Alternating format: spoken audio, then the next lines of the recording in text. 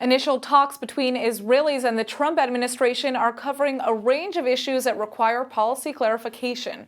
Foreign policy expert Dan Diker says Prime Minister Netanyahu will have to figure out what he really wants before his meeting with President Trump next month in the White House. I think for some time now, Israeli government officials like Minister Bennett and clearly Prime Minister Netanyahu and other members of Mr. Netanyahu's cabinet have been meeting with the transition team in the camp of Mr. Trump, and they've had a range of discussions. In the Israeli political discussion, the parameters are on the one side, on the right side of the equation, if you will.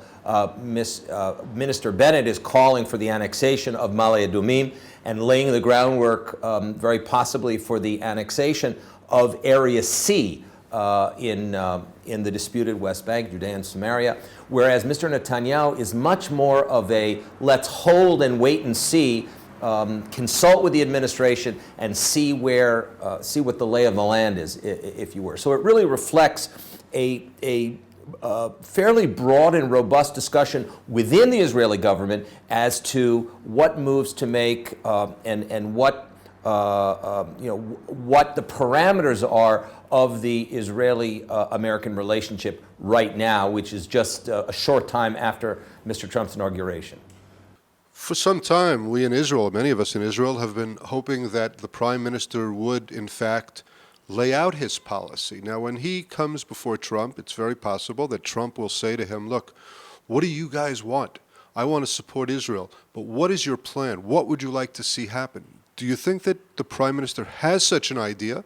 Is he going to reiterate what he said in his famous speech at Bar Ilan about 2 states for 2 peoples, or will he talk about something else?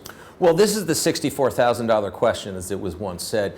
Mr. Netanyahu has faced many presidents over his last 30 years of being at the top of Israeli politics and international diplomacy, and he's always been in a position of having to defend Israel's minimal positions, their minimal security requirements, Israel's minimal diplomatic and political and historical rights.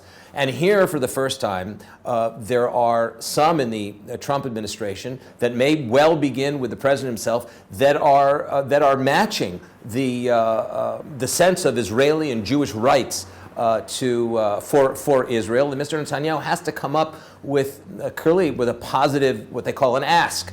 And there is a question as to whether Mr. Netanyahu will stick to the what some call the 2-state for 2 people paradigm. I prefer to say it is the paradigm of a potential non-militarized Palestinian state, which had been stated in the 2009 Bar Ilan peace conference that Mr. Netanyahu held.